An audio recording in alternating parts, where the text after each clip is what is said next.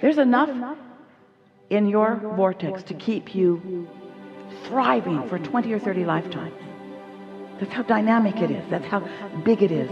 And you want some of it. How are you going to get it? You got to get into receptive mode. You've got to think like your inner being thinks in order to be in that receptive mode.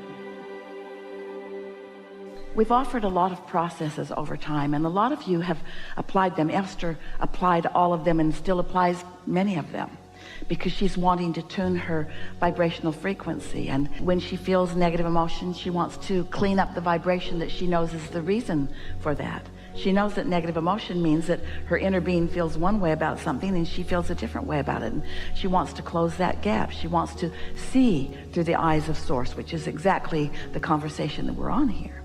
And so there are processes like focus wheels or making lists of positive aspects. And if you want, we'll talk about some of those as we move forward through this day. But what we're saying to Esther these days, Esther, who's a master of deliberate creation, Esther, who is very much aware of how she's feeling and doesn't take any vibration for granted. She wants to do something about it. She wants to be deliberate and not be a creator by default. We've been saying to her, getting out ahead of it is really what you're reaching for, which those are hard words to wrap your thoughts around. What do you mean getting out ahead of it? And what we mean by that is not waiting until life gives you something that you react to and then trying to get over the reaction. We mean tuning into Source so that your action is inspired from that tuning. The other day something happened that was unsettling to Esther, so she sat to do a process so she felt less unsettled.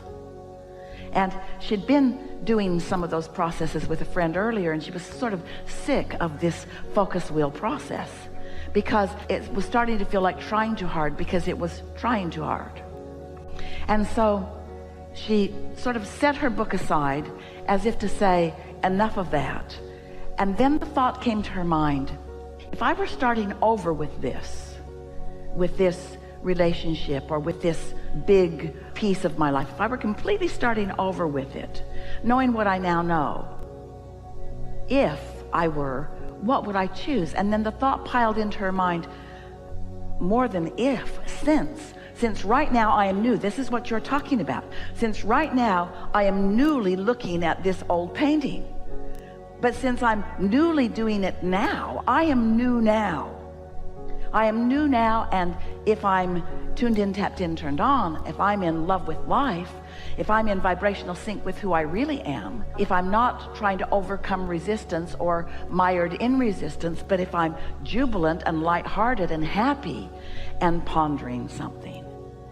She recalled us saying so many times, it may be our most often offered phrase, one who's connected to Source energy or to the stream or to the vortex. We've had a lot of different stories that we've been telling you about this way to describe this connection to your Source, to who you really are. One who's connected to that is millions of times more powerful than one who is not. That's a leverage that we can't even find words in Esther's vocabulary to define accurately. Tuning in is powerful, and for a few seconds Esther felt that. She got a glimpse of what it feels like. Since I can be or do or have anything that I choose, what do I choose? Because, you know, almost none of you do it. Almost everyone says, since I choose that from where I am, then I've got to get over this and this and this and this and this. I got to go back and repaint that painting, or I've got to go back and I've got to go back and find forgiveness with that. And all you do is get muddled in the mire of that. Because it's attraction, attraction, attraction. There is no exclusion in this universe. And so when you see yourself as something that needs improvement and you push against the part that you're trying to improve, it doesn't diminish, it becomes more, and you take it with you into your now, and it muddles your ability, it stops your clarity of acknowledging the perfection of whatever it is that you're giving your attention to now. Are you with us? This is a deep conversation. So also, it's like the difference between trying to fix something that is broken and just finding something that is perfect and new. It's a big difference.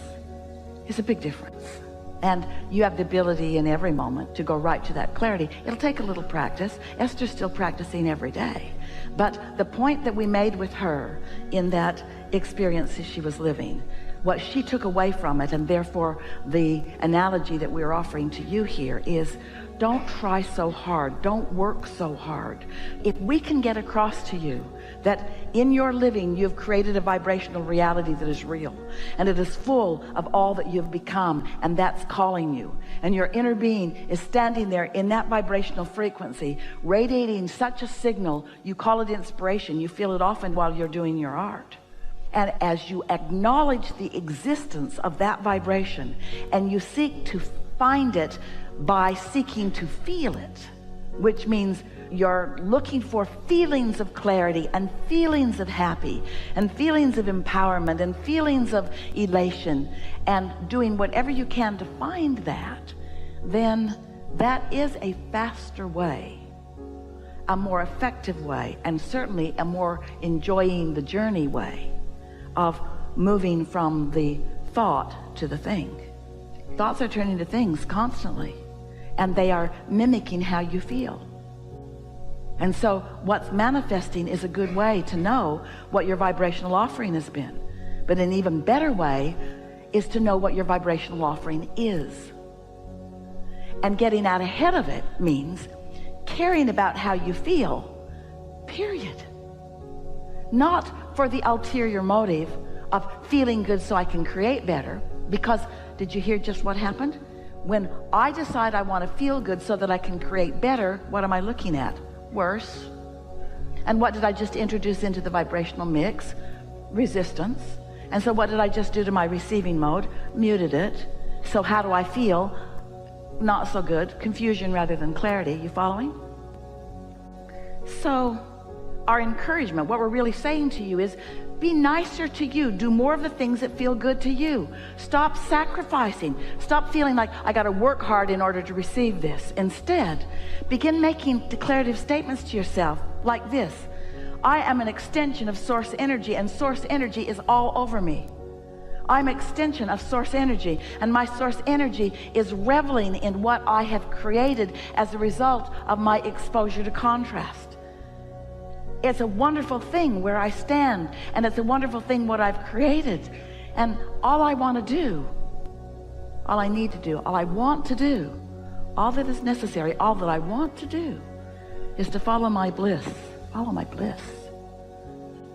That person bums me out. I don't feel like calling them. Don't. They'll feel bad. Maybe I need to call them. Don't do it. Does it make your heart sing when you think about doing it? No. Then don't do it.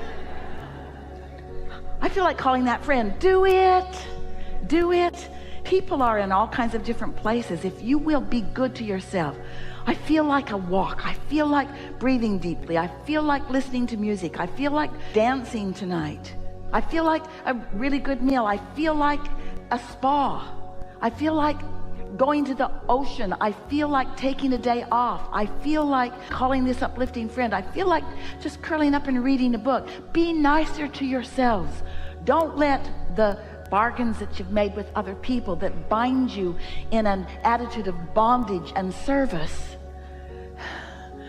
don't let that deprive you of your connection to the energy that creates worlds, to the true leverage. Now, to be clear with you, there's stuff you gotta do. You gotta feed your kids. And you gotta go to work, and it's good for you when you make your bed, and blah, blah, blah. In other words, do those things, do those things, do those service things. Just minimize the service part and maximize more of doing things that please you. And when people say, why did you do that? Say, wanted to. Don't let anybody guilt you into a justification. Well, I thought if I did that it might enhance your experience in some way, sweetheart.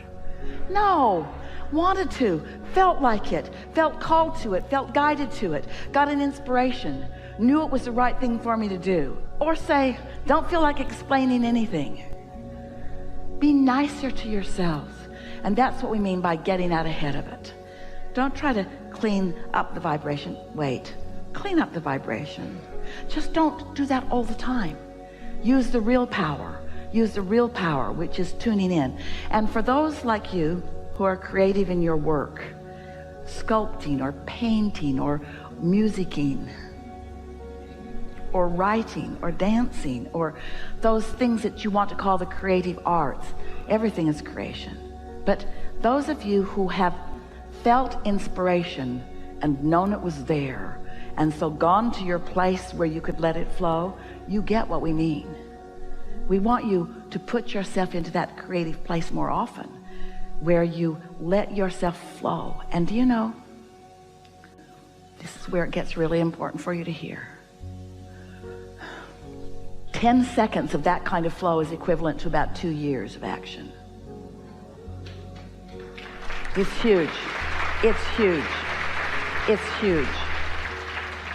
It's huge.